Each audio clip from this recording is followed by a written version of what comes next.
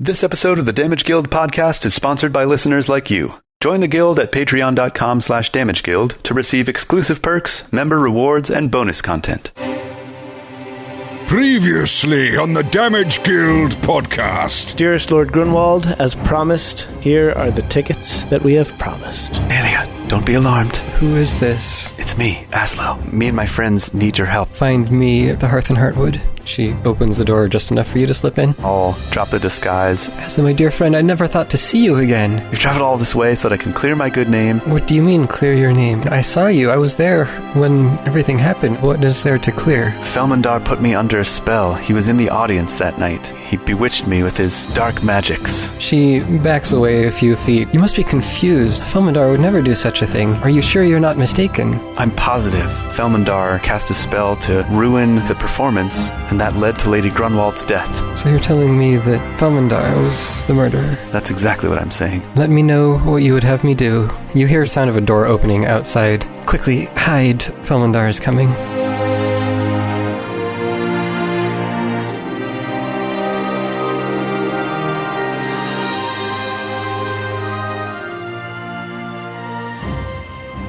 Is this a closet? And I point at the door over there. Yes, she nods. Okay. I run over, go in there, close the door, and cast invisibility on myself, just in case. Alright. Invis. So a few seconds later, you hear a knock. Nelia goes over and presumably opens the door and says, "Ah, yes, my love, welcome." You hear Felmandar's voice. Welcome to my humble abode. That was quite the performance tonight, wasn't it, my dear? There's a brief moment and he says, "You seem shaken. What's wrong?" It's nothing. Perhaps I was just a bit tired, that's all. Are you certain? I can have our physicians take a look at you if you need it. No, that will not be necessary. I think I just need some rest tonight. The long journey must have tired me out more than usual. Felmandar thinks for a moment, and you can hear in his voice that he can tell something is wrong as he replies, "I see. In that case, perhaps I should just leave you tonight." Yes, I would appreciate it. Please, I'll be fine in the morning, I'm sure. Very well then. Good evening. The door closes once again. Okay. I wait for a minute. You can't hear the footsteps through both the closet and the other doors, so Okay. not sure what's happening. About 30 seconds later, Nelia says, I believe you can come out now. Okay. I'll open the door and step out. She walks over towards the closet and looks inside. Are you there? Oh, I let go of the invisibility. Oh! Surprised me. Sorry about that, just an extra precaution. I think you could tell that I wasn't quite myself tonight. Yes, he sounded a little suspicious. Yes, well, that sort of acting was never my strong suit. I don't think he will bother us again, so if you would summarize your plan for me, perhaps I can help. When she tells me that she's willing to help, can I make an insight check to try to get a sense of whether she's telling the truth? All right, I will make that for you. Okay, I was going to say I would like to use my session inspiration, but... I can still roll it that way. Okay. All right. And what's your modifier? For insight is +0. As far as you can tell, she's telling the truth and seems like she wants to help you. Okay. Again, you're still not sure that she really believes that it's not your fault. Felmandar is guilty. Felmandar is guilty. But she's willing to go along with your plan, you think? Okay. Because out of character for a second, I realized that the danger here is if I tell her the plan, but she's not willing to go along with it, she could tell Felmandar and ruin the whole thing. Yeah, I've been worried about that since she confessed she's not in love with you. Yeah. Yeah, I started thinking about that as soon as I started talking to her. So I think maybe the safest play here is to put it in vague terms. Yes. Like I'm not going to lay out every detail. Yes. So instead what I'll say is, in trying to clear my name, it will involve a bit of an act. All I ask is that when you see me or someone who looks like me, because I might still be under a disguise then, that you go along with what I'm doing, but again, realize that you're not in any real danger. All you have to do is play the part and go along with the sort of act that we're putting on. The whole point of the act is to, I don't even know if I should say that. Yeah, any details I give away might ruin the whole thing. Yeah, just to clear your name. Yep. Yeah, I think this will be fine because she's seen what you look like in the disguise. She knows who you are, even if you're disguised, as long as you go with the same disguise. And if we do the act, right, like hold her at knife point or whatever, or sword point, she knows it's you. And so, like, she'll have to act, right? Yeah. As long as she knows that she's not in any real danger, I think that's the most important thing, because otherwise she freaks out and elbows me in the face and runs away or something. Right. Yeah, I think not telling her the details is wise. Is the way to go. Yeah. Right. But how convincing will she be in sword point, not feeling the true danger of it? Will she be able to be convincing to Felmandar? Yeah. I mean, either way, like, the point will be that I'll have her at knife point. So it'll be up to Felmandar at that point, even if she's not a good actor at that point or whatever. Even if her acting isn't on point. How many more times can we say point? Well, the point is... Yeah. Even if she knows it's Azlo, like, if your best friend in the world holds a knife to your throat, you're still going to be a little nervous. Yeah. Right? Like, right, yeah. If you didn't tell her you're gonna do that. There's a knife to your throat. Like, right, exactly. It's always going to set off alarm bells. Yeah, not a fun experience. Right. All right, so that's all you tell her then? That she needs to go along with your acting and she's not in any real danger? Yes, exactly. No one knows the day nor the hour, but it is coming. All right, then I'll put my trust in you, and I'll do my best to follow along with whatever your plan may be. Yeah, and maybe close out with something like, and if it turns out that I'm completely wrong and off base and Felmandar isn't the elf that I think he is, then I'll be gone and you'll never hear from me again. Yeah, that's true.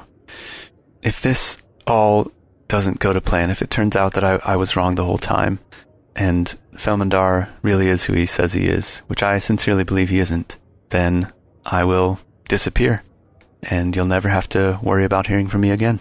If that's the case, I would rather you stay and face justice. Your running away was one of the first things that caused me to question myself and us. That's a fair point. Well, I will consider staying and being locked up and submitting myself to justice then. My dear friend, it has been wonderful seeing you. I am sad at the circumstances of our reunion, but I'm glad to know that you are well, and I trust to see more of you in the coming days.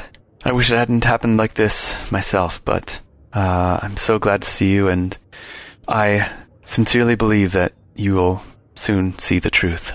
And with that, Azlo casts Disguise Self on himself again and goes over to the door, and I'll, kind of crack it open, peek out into the hallway, make sure no one's there, wait until it's clear, and then make my way out. Okay. It's clear, so you head out. Okay. You can see her just sitting, head leaning on one of her hands, just deep in thought as you leave. And as you make your way back down to the common area, you spot Felmandar sitting at one of the tables. It looks like he's having a drink with several of the other circus performers.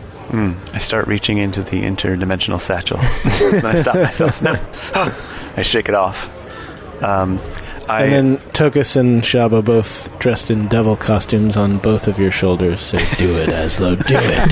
Do it now. Do it." No, we're on the other end of the interdimensional satchel holding his weapons. We're like holding... Your hand reaches out and slaps mine. Yeah, we're like reaching in from the other way.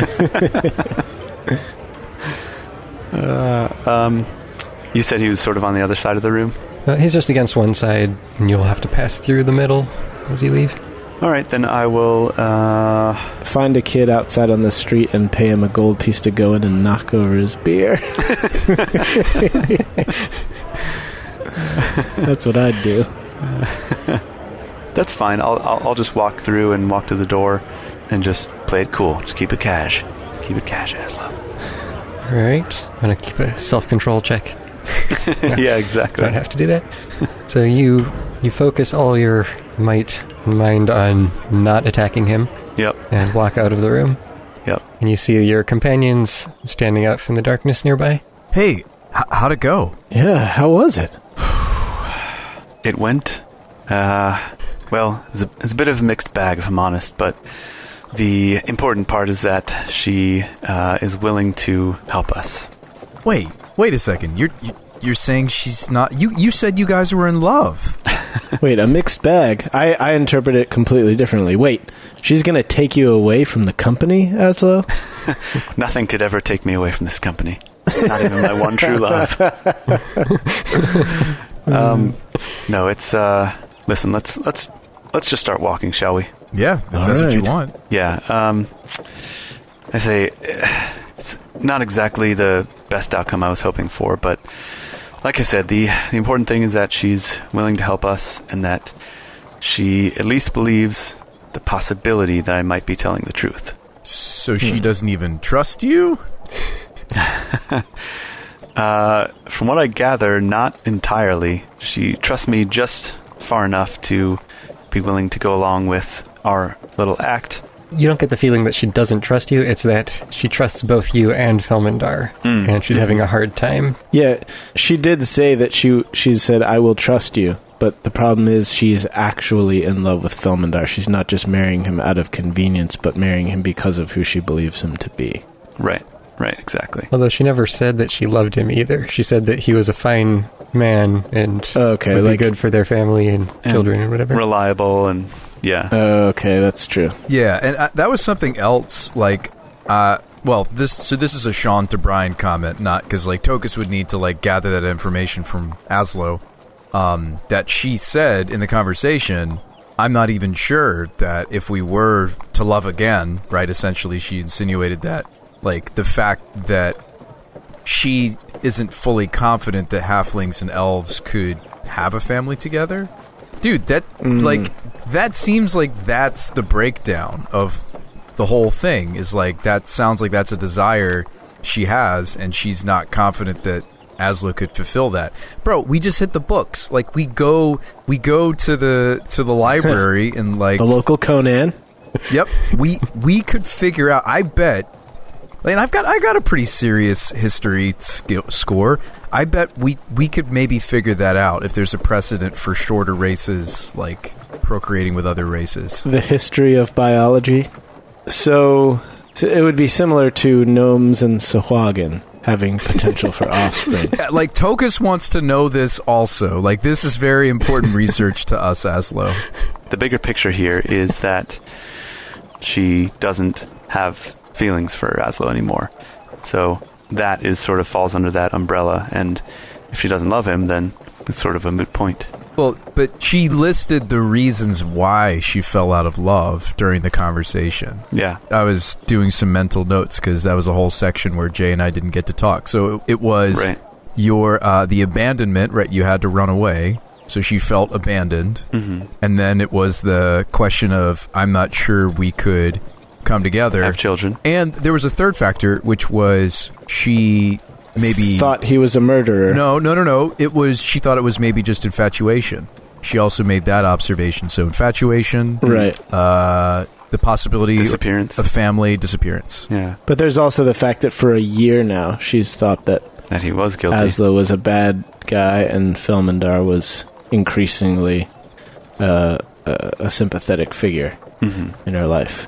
Yeah, and it's almost a good thing, as much as it hurts for Azlo right now. It's almost a good thing that she's not in love with Azlo anymore, because if you were to, sweep back into town and take away her future by getting Felmandar locked up, this, man, whether she loves him or not, she sees him as her path forward, and then just say, well, I'm an adventurer, so you gotta hang out here and wait for me to be done with my adventuring life. That wouldn't do justice to her, right? That's true, yeah. It is complicated, yes. Yeah. It's complicated being a halfling in love with an elf, running an adventuring company, and being wrongfully accused of murder. Yep. As it turns out, I'm surprised to learn. So it sounds like we're not going to hit the books and try to figure out if there are any families. No, it's moot. Yeah, you're right that it is one of her reasons, but at the end of the day, it's just going to come down to her decision. I can't force her. Yeah. Researching that isn't gonna change her mind, But it was a deal breaker. Yeah. Yeah. It's true. But I mean, you don't change the way that somebody feels by telling them the facts, right? The The facts don't care about your feelings. Mm-hmm. And the feelings don't care about your facts. Right. Well, I was just saying, like, should feelings rekindle, it would be nice. Yeah, I'm not saying research that to just blunt face tell her. It's like if feelings rekindled and she's like, oh, okay, cool. Like, we're rebuilding our friendship and things are cool again. And you're not, dropping off the face of the earth or seemingly being a murderer. It's like with those two check marks, that's at some point you could share that. But that's something we could research in the future. Yeah. I mean, I think we can be pretty certain that what she said is true. But I mean, there's always adoption. Well, right? There's a precedent of half-breeds in D&D. Certain ones, half elves, but that's half orcs, but that's about it. Yeah. It's humans and elves, humans and orcs. But the point really is that if for some reason Nalia were to fall back in love with Azlo, she would either have to A, become an adventurer, or B, put her entire future on hold until Azlo decides that he's done. Mm-hmm. Right, it's in Tokas' best interest that you don't, fall back in love and stop the adventure. So I don't know why I'm trying to help you. I don't know why I'm playing matchmaker right now. It's not in my character's interests. Right, exactly. The best you can hope to do by Nalia now is to prevent her from marrying someone who isn't who she thinks he is. Mm-hmm. Exactly. All right, so the three of you head to yet another inn, I assume. Which one would you like to go to this time? This time we want to go to the Bug in a Rug. And there is a reason I'm asking. So the ones you haven't been to yet are Porthos's Potables, however you pronounce that word, the Watery Pint, and Amira's Apples and Ale. Let's go to Porthos's Potables. So this one is more of a tavern than an inn, but it'll do the job.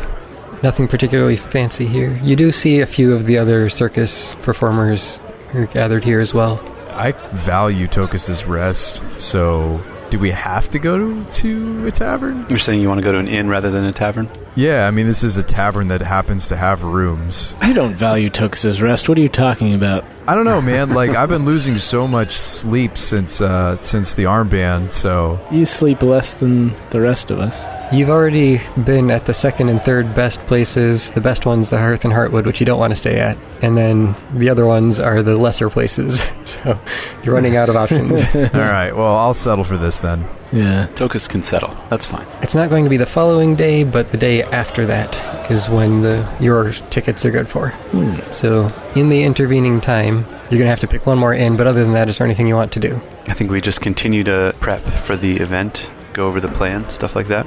Have we thought about everything? Like, what are the things that we need to have? Is there anything we possibly could have forgotten? We need the suggestion spell, right? Yep.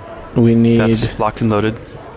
We need to make sure Lord Grunwald is there. Yes. We need to make sure we know what Lord Grunwald looks like, which Tokas and I do not. Yeah, Shabba and Tokas don't know what he looks like. That's true. Azlo will give them as full a description as you can remember. Couldn't we just, go to the library and, see his paintings or something? His paintings. He's a tall, spindly man with a long, pointy gray beard. And a hooked nose. And bushy eyebrows. And a wart on his chin. Did you ever write up a description for him? No, I doubt it. Yeah, I don't see any descriptions. So whatever you want to describe him as, it's up to you. Okay. He's a tall, spindly man with a hooked nose and bushy eyebrows. And a pointed gray beard. And a wart on his chin. Yes. And a sleeve of tattoos that goes all the way up and down his left arm. And long, stringy, curly, red hair. Okay, I don't think he'd have the tattoos, but... He wears a bright red wig of curly hair. I'm trying to make him as noticeable as possible. Thank you very much. He carries around a big sign on his shoulder. Yeah. It says, "My name is Lord Grunwald." Lord Grunwald. And he always wears hot pink nobles robes. They're all the rage around this part of town. Yeah, I mean, does he have anything notable? Does he like hats? Does he... He wears many hats. He's a hat connoisseur. He never leaves home without at least 3 hats. He wears party hats. He wears baseball caps. All right, so tall, spindly, gray beard, bushy eyebrows, that stuff works. Yeah. Yep. He's got nobleman's clothes that you can assume he's going to be dressed up finely for such a prominent performance. Yep. I mean, really, you should know, well, maybe not exactly, but roughly where his seat is, because you bought the tickets, so... That is a really good point. Would we know what ticket... Yeah, like where... We've already scoped out the venue, didn't we? You did before they came in and set everything up. Yeah. Okay, and we know what ticket we purchased. We were kind of like, all right, he's going to be sitting there.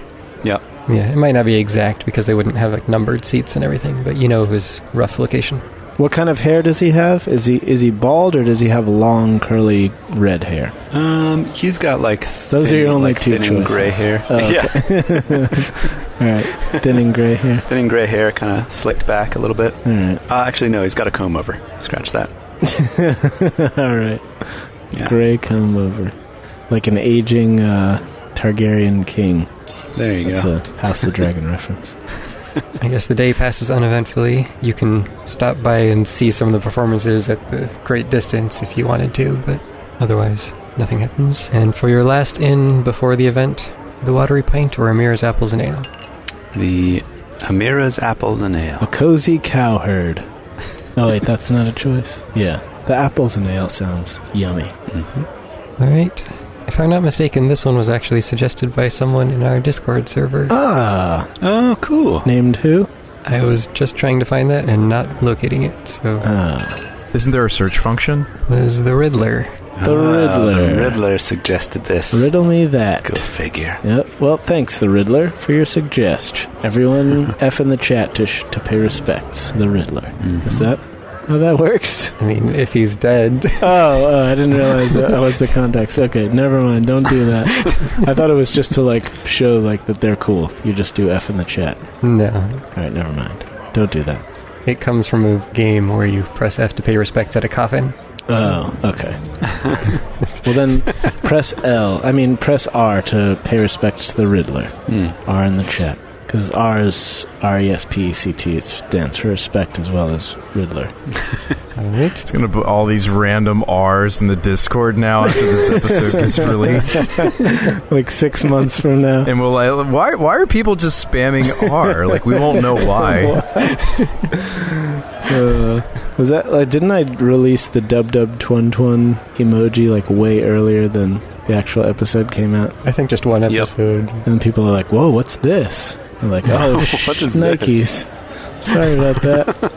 Shouldn't have done that. By the way, we have one of the coolest Discord channels for D&D that you'll ever know. We do. That's patently true. And you should consider joining it if you're a listener and you've been listening for 150 some episodes and still haven't come to our Discord to come hang out and chat with us. Yeah, right. Go on over to www.thedamageguild.com and then click on the social tab. Socials, and there's like going to be a controller with the eyeballs, and that's Discord. Click on that. It'll give you a free invite. Make an account if you don't already have one, and say hi to us. Yeah. We'll type you back.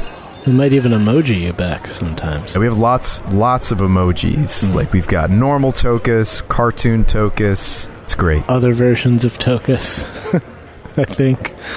Maybe not. I don't remember. Yeah, I think there's just 2 versions, but they're pretty much just all Tokas. Yeah, we have all of our emojis are Tokas related. There's Tokas Natural 20. There's like a rutabaga. There's Tokas except his head is a rutabaga. Yep. There's Tokas except his head is the Towers of Arcanomica. There's some Thane emojis too that are great. They're all just Tokas polymorphed into different things. Right. Yeah, there's like a Kavaki emoji. Yeah. There's Tokvaki. At Amira's Apples and Ales, you get, some great food. It's a delicious place, but you don't run into anyone that you need to think about too much here. So, at long last, the day has come, and it will be this evening's performance when Felmandar takes the stage. You hope Lord Grunwald will attend. Do you have any preparations to make on the day of? There's got to be something we're supposed to be doing right now. Yeah. And can't think of and won't think of until it's much too late. Exactly. I'm almost certain of it. We're about to enter Phase 3 of the Felmandar Initiative. This has got to be, we got to be forgetting something. Yep. Well, so something to note is how something I thought about a while ago was do we want Brian to just lay low? Because he's been blowing his level 1 spell slots to remain concealed. Yep. I definitely stay inside as much as possible today. Yeah. for sure. So maybe you stay back at the inn or a different inn, and maybe just Shabba and I are out and about. Yeah, exactly. I think given that this is an amphitheater and there should be access to it from outside, I say Tokas and I and Stripey will go occupy our seats, and Azlo, you plan to enter from backstage at a key point in the performance. And it's important for Tokas and I to be close together in case I need my bow, so you can summon it and give it to me. Yep. You know what? We didn't talk about some of the most crucial points of this, did we? Because, Azlo needs to magically intervene during the show itself. Maybe we should have watched the show to see, a good point in the show for him to hop on the stage and, try to grab Nelia. I was thinking, just at the climax of, his biggest act, his biggest performance or whatever. Just right at the... Yeah, the main thing is that they're both on stage at the same time. Yeah. Right, so we need them both on stage. I actually think that it might be worth your invisibility spell. Yeah, I was just going to say the same thing. You two are in the audience. I go invisible and basically just sneak in as much as possible. And then your casting of the suggestion spell is what turns you uninvisible. Right. So that you can make sure that you can act without, interference until that point. Although when I cast the spell is when I have to utter the words, right? The sentence or two that I think that's how that works. Yeah, and maybe when that's happening simultaneously, I can start to bonus action and grab Shabba and I our weapons. That might be risky. So it is a bonus action for you to do that? Correct. And you do have a weapon on you, right? That you got your rapier, right? You checked that one? Well, so that's been... Oh, yeah, that's right. We checked it, so we left them at... I'll just have my shield, but even that would be, if I'm showing up to this thing in full plate armor, isn't that a bit weird? I mean, I know Tokas has, the trench coat situation, maybe I could be in my armor, but I think it'd be weird for me to have my shield equipped. Yeah. To sit and watch a show. That would definitely stand out. Yeah. Could I get away with being in my armor, though, under my trench coat? You probably could, especially if you got there early so that your clinking wasn't obvious to everyone. Right. I mean, I'm also a smaller creature, so it's not like I'm a normal-sized human sitting there in plate armor. I might not even be up out of my seat, they might not be able to see nothing more than my head. You won't be able to see you in front of the people in front of you. Yeah, how many daggers are in the satchel? I put 2 in there. 2. And a crossbow. Hand crossbow. Hand crossbow. Okay. So those are at your disposal as well. All right. So we said that the object needs to actually fit in the physical satchel itself in order to be able to pass through into... Okay. Through the opening. So that's why we had to check our swords. Okay. Yeah. Not just through the opening. It has to actually fit inside the satchel. Right. My Warhammer didn't fit either, Shabba. That's why we weapon bonded. I was just wondering why we checked our short swords and whatever, but that's because they wouldn't have actually fit into the satchel. Got it. You have to put the thing in there, close it, and then speak the command word. Right. Mm-hmm. Okay. Well, they're halfling-sized short swords. That's going to fit in the bag. Well, then I think I didn't even put those in there. No, Azlo checked both I checked his both swords. short swords. Yep. It didn't fit. Is Azlo going to recover his weapons from there before you go down there? You're holding her at knife point without a knife. Oh yeah, that's a good point.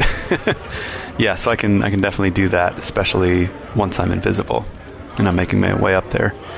That way I don't have it on me, going into the show or whatever. Did we only buy 2 tickets? No, we bought ourselves 3 tickets. All right, so then we can all be in the show. I can get up at some point to go use the bathroom or something. Just find a quiet, unassuming spot to go invisible, get up on stage, and then you two are basically just there in the audience to sort of back me up if things go sideways. Yeah. Okay. I mean, of course we don't love the plan, the day of, and we're, thinking about these little things, oh, yeah, how are you actually going to get on stage? Yeah. Yeah. I think invisibility is the best bet. Otherwise it's kind of convoluted and you're swinging in, on a... on a stage rope. Yeah. Yeah. For sure. Obviously, if this were in IRL, we would have been planning this out over the past, week that we've been here. But yeah, so I guess in terms of, action order, the first thing to do would be, while invisible, with the dagger in your hand, you grab Nelia and whisper in her ear, "Nelia, it's me, Azlo." Mm-hmm. And then you cast suggestion, become visible, and then go from there. Yep. See what happens.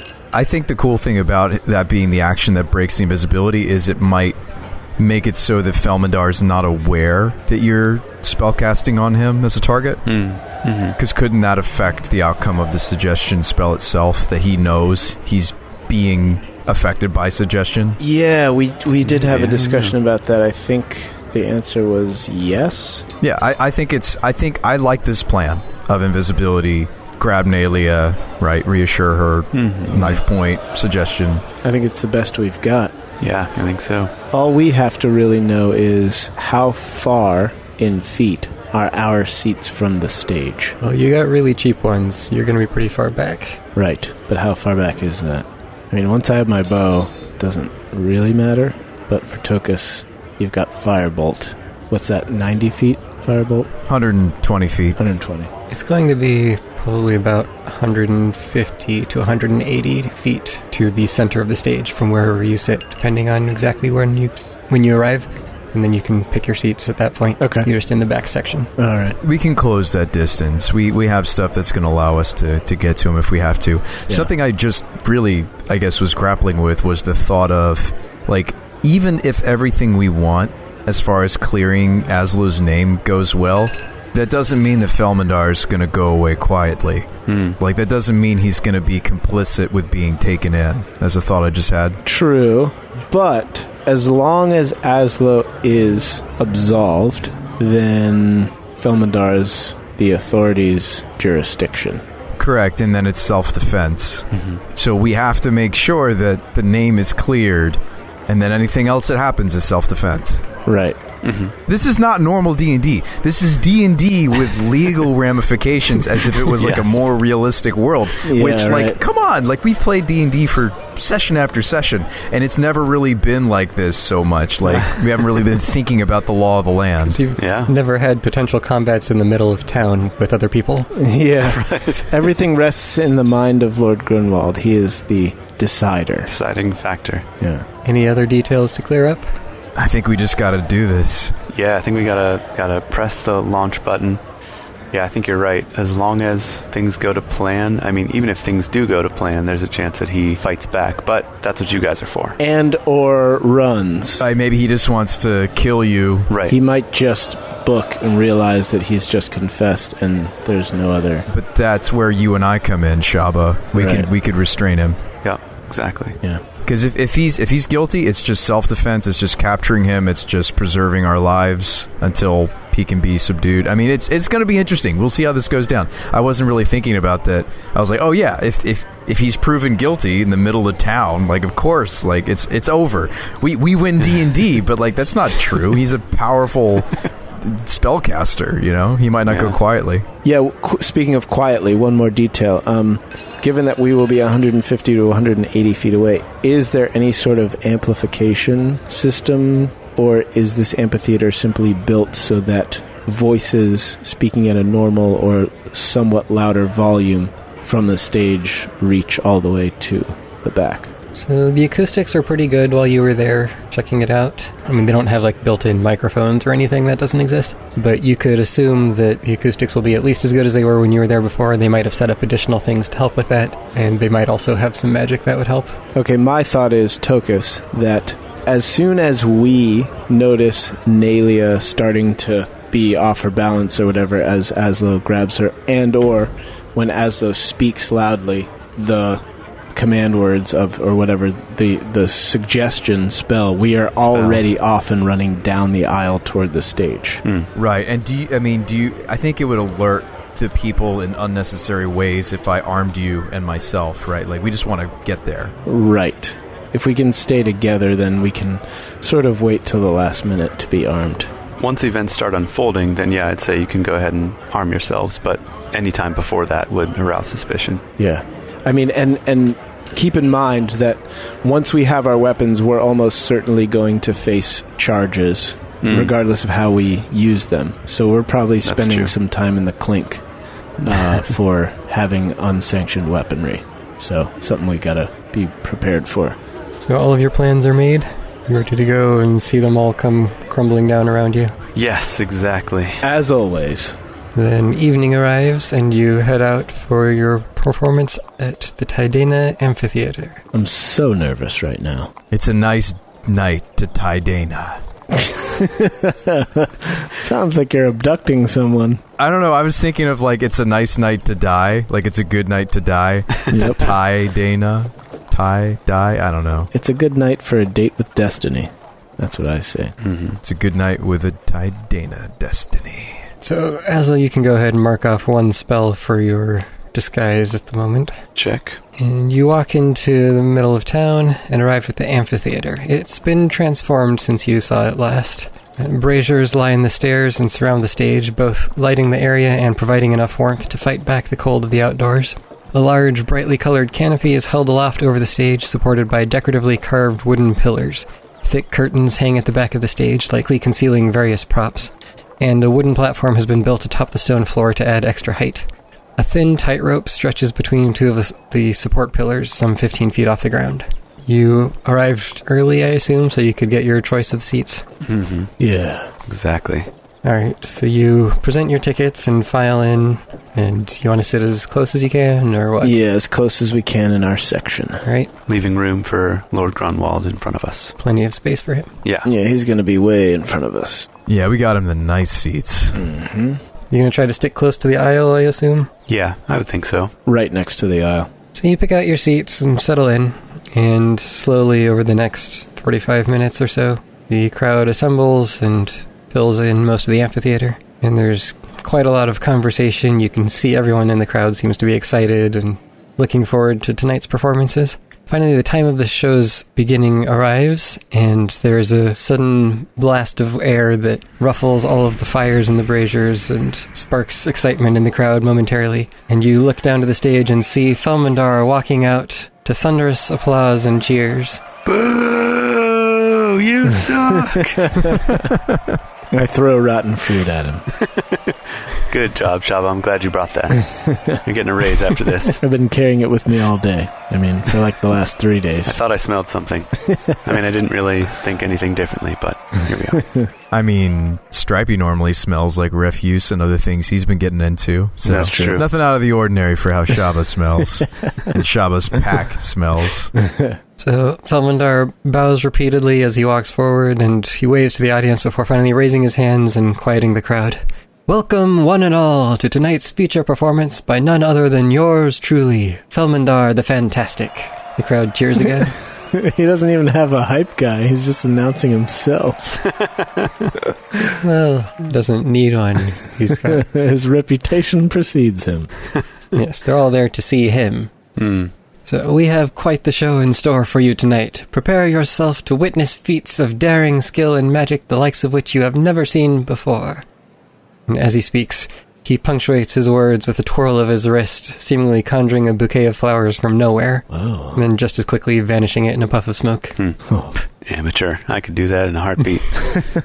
He excites the crowd and begins his performance proper, going through such things as singing while he plays on his lute, singing an epic tale of heroism and adventure, showcases feats of acrobatics and skill, like juggling knives and breathing out fire with his torch in hand, and so on and so forth.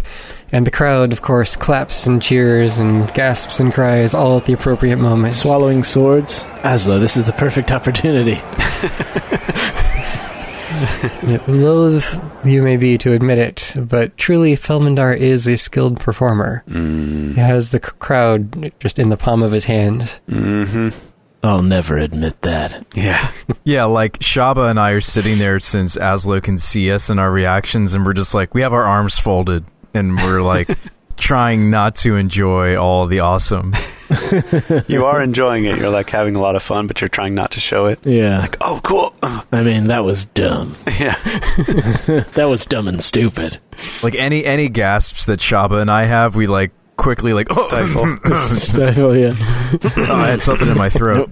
Yep. Yeah. So after about 20 minutes of it pretty much just being him on there, he brings out a few of the other stagehands and additional side performers.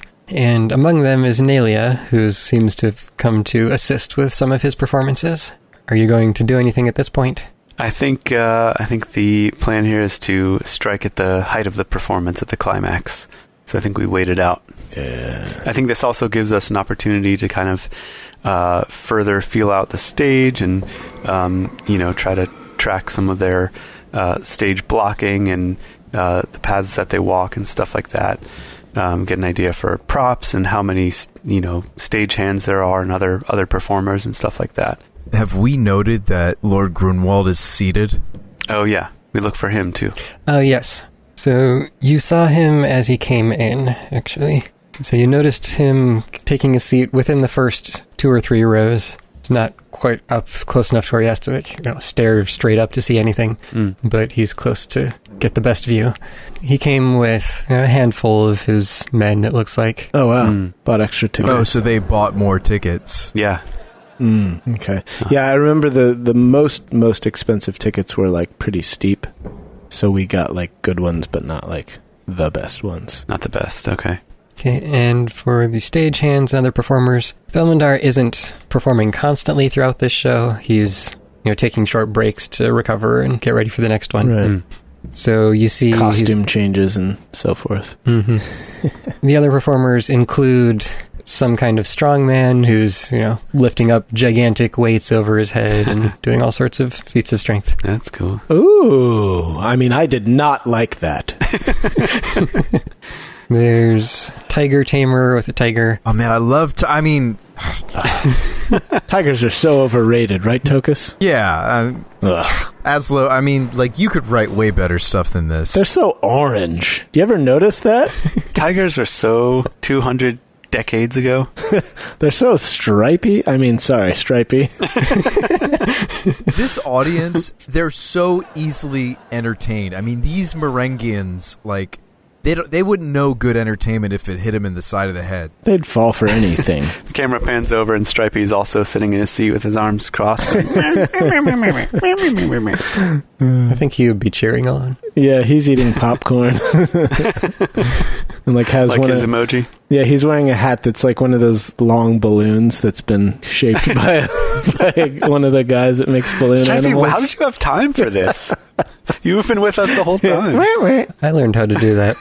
He just shrugs. In my younger years, I learned how to fold balloons like that. Yeah. Oh, yeah. Interesting. See, there's an acrobat that comes on stage and does a few things, like hanging from the support beams and swinging across, and, doing flips and hanging from ropes upside down and all these things. And there's probably like a freak show performer, but he's just a lizard man. He does lizard man stuff. The incredible human lizard. That's like his whole thing is he just gets out on stage and yep, he just shrugs. Yep, I'm a lizard man. Hey guys, how's it going? He cuts off his tail. He's like, it'll grow back in a few months. It's fine. Everything's all right. He does a few joint performances with the strongman and the acrobat. You look over and Stripey has a foam finger that says Felmandar is number 1. Stripey, give me that. And I snatch it, throw it on the ground. Throw it out. Yeah. And now Felmandar returns for his second round of performances, and his first one is walking across the tightrope, juggling knives, while singing a song on a unicycle and periodically throwing these knives at targets that Nalia tosses up into the air. Oh my goodness. Wow. 20 feet away. Wow, that's quite the act. And of course, every time he strikes bullseye on the target and sticks it to the wall behind. Yep. Yeah, it's all right, I guess. I've seen better. Do you think this is a good spot yet, Azlo? He's kind of doing something that is reminiscent of, I whisper this over to Azlo. It's kind of reminiscent of, how things went down between you and him, isn't it? The knife throwing? Yeah, that's true. Yeah, maybe if you distract him enough while he's up there, he'll fall and break his neck, and then it won't be our fault. Yep, that's how justice works, Shabba. Just keep watching the show. Just like how he distracted you when you were performing. That's not his fault, right? Exactly. Yeah. Yep. So do you make your move? No, I think I still wait. It's getting towards his really big stuff. Okay. It's winding up. Yeah, and we didn't scope out the show. We don't know if both Nalia and Felmandar are in the final whatever. He might just steal the show and do it solo at the end, Azlo. I think it might be good to go for it while they're both on stage. I think you gotta go now. The show's been going on for a while, hasn't it? Yeah, that's true. Better to strike now while the iron's hot. Yeah. All right. Then in that case, I will... okay, so we're seated. near the aisle, and he said it's an amphitheater, so it's open on all the sides, basically? Yes, there is. I mean, it doesn't go 360, at least not anymore the way they've set it up. He's got curtains at the back, but 180, 200 degrees of audience. All right, so then I don't know if there's really going to be anywhere that I can go hide, turn invisible. So I think Azlo just pretends to drop something, and then he bends down and uses his small size to his advantage here, make it look like he's really going down to grab something. Yeah, maybe you dropped it under the seat. Maybe it's under the chair. I'm feeling around down there. I get down off my seat onto the floor, take a quick glance around to make sure no one's looking, and then cast invisibility. Everyone around you is completely absorbed in the performance. Yeah. Okay, that makes sense. All right, I'll make sure to kind of nudge them a little bit first. Cast invisibility, get up, and quickly start making my way down the aisle to the front of the stage. Yeah, what if Shabba and I are completely also memorized by the show as well? We don't even notice you brushing our legs. Well, you're definitely enjoying it as much as you can while plotting to overthrow it. So. That's the real reason why we're waiting till the end to sabotage, because we actually really like it. We really like it. You paid good money for these tickets. Yeah. That's right. So you rush down the aisle at full halfling tilt? Yep. No dodge occasional bags or legs that people are sticking out into the middle. And get down to just in front of the stage. You can see that this particular act is going to be winding up in another minute or so. He's running out of knives to throw after all. So you jump on stage or what? Tokas, at this point, I think it's time for you to throw on the old roller skates, don't you? Yeah? Shabba, you think we should Longstrider? Yes. Okay.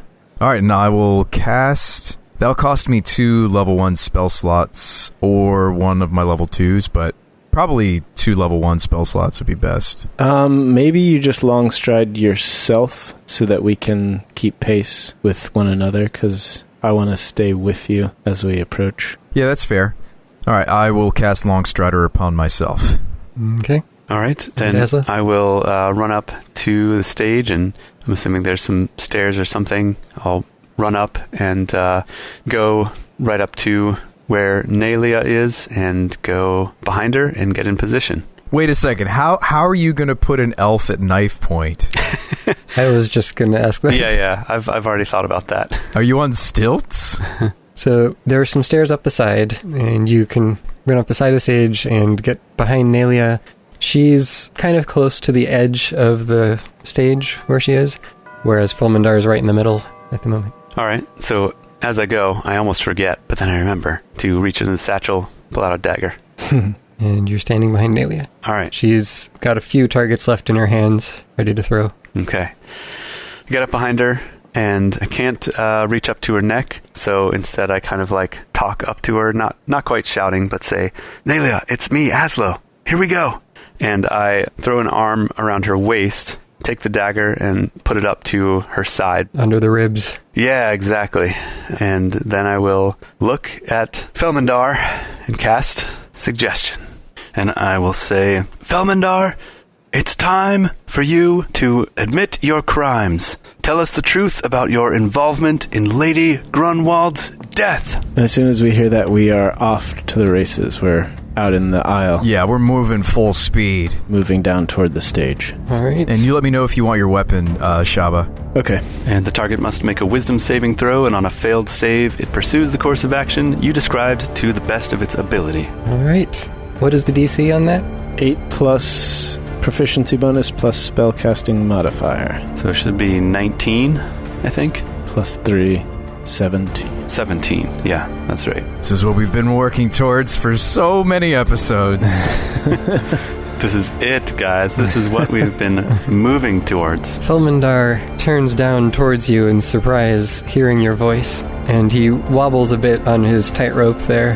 He hesitates but for a moment, and then shouts to the audience, "Who is this man on stage who thinks that he can accuse me of some crime?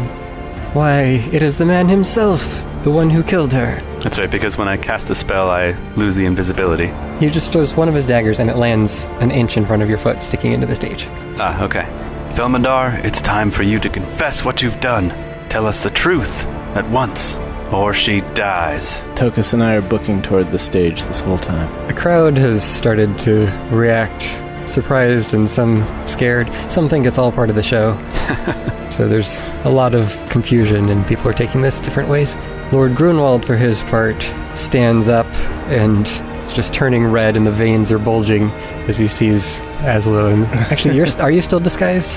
I would guess I would have kept the disguise on, but maybe lost the spell. You don't have to. Yeah, I'll go ahead and dismiss the spell, but keep the disguise on. He can't necessarily see your face anyway, and Felmandar shouts that you're the one. He knows your voice. Felmandar definitely knows your voice. Yeah, I'm sort of half hiding behind Nalia anyway, so... But yeah, Lord Grunwald does not look happy, and he seems like he's probably preparing to tell his men to go do something. But Felmandar gathers up the daggers that he's been juggling, tosses them down to the ground, not at you or any specific spot, hops off of the tightrope, swings down with one hand, and then lets himself drop the rest of the way to land on the ground in front of you. Says, "You wouldn't have it in you. She was, after all, your lover at one point." That may be true, Felmandar, but... fact of the matter is that you have committed a crime, and it's time to confess. The truth is, you killed her from your own ineptitude.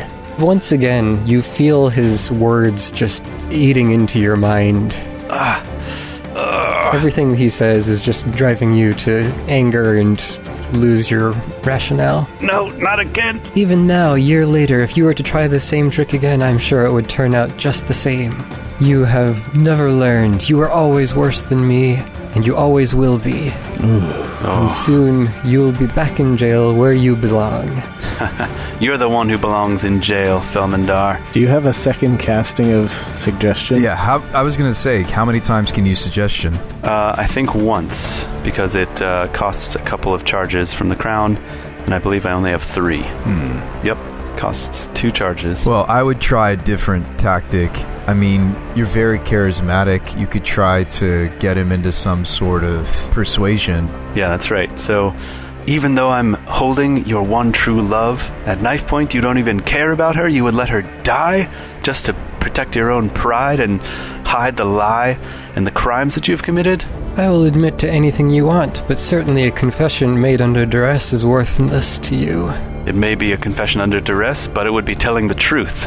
And you're the whole reason I'm in this situation in the first place. He shares a couple of quick glances with some of the other performers and members that you've seen around, like the strong man and the lizard man. Oh boy. She is my love. He gives a bow as if he's admitting to some great shame or defeat. Indeed, she means everything to me. But I know you, and she also means everything to you.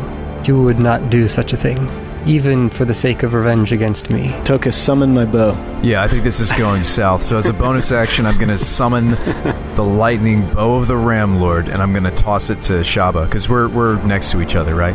Yeah. You've had time to go all the way up to the stage, yeah. Oh, okay. Well, how about since I've been seeing this go south, I would have summoned both our weapons. Okay. And I also want to slap on my shield before we get into this mess. I don't think you could really hide your shield in here.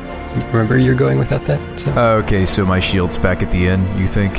Yeah. All right, well, Warhammer it is. I step up on stage and I knock an arrow to my bow pointed in Nalia's direction. I say, "He might not kill Nalia, but I will. Admit to your crimes now, Felmandar, or she dies. I'm Shabba, by the way, born of Crag and Thunder. Perhaps I forgot to mention that." I'm going to make sure that none of the other actors or stagehands can get close to Shabba. Do a little protection. So you try to interpose yourself? Run interference. Alright, this sounds like it's turning into a combat pretty soon, so it might be time for initiative. That's up to Felmandar. Well, yeah, if it turns into combat, wouldn't Jay just release the arrow? Yeah. I mean, he cares more about protecting Azlo than he does. Right. It's up to Felmandar's next action, whatever he does next. The ball's in his court. Felmandar thinks for a moment as he sees Shabba and hears your announcement. Then he turns towards you. "Shabba, my dear friend." What? "Surely you can see that I bear you and your companions no ill will." You feel his words wheedling their way into your mind. So roll a wisdom save. Session insp. Seems like a good time to use it. My highest is an 18. All right. Yeah, you can feel there's more to his words than just words, but you just barely manage to hold on to yourself and keep him out. I say your trickery won't work on me, Felbandar. Admit it now. He frowns when you say that. As well he should. And he starts to walk around the stage, casually, slowly, as if he's just... Deliberate pacing. Yeah, he's just walking slowly and deliberately. I summon the lightning of the Ram Lord, and it begins to crackle around my form. I will kill her, Felmandar. Do not test me. I will kill her. Yeah, we actually don't need her to... Well, yeah. He continues to walk and says, surely we can discuss this. There's no need for violence. The only discussion that is needed is your confession of what you did. I confess, I have no idea what you're talking about.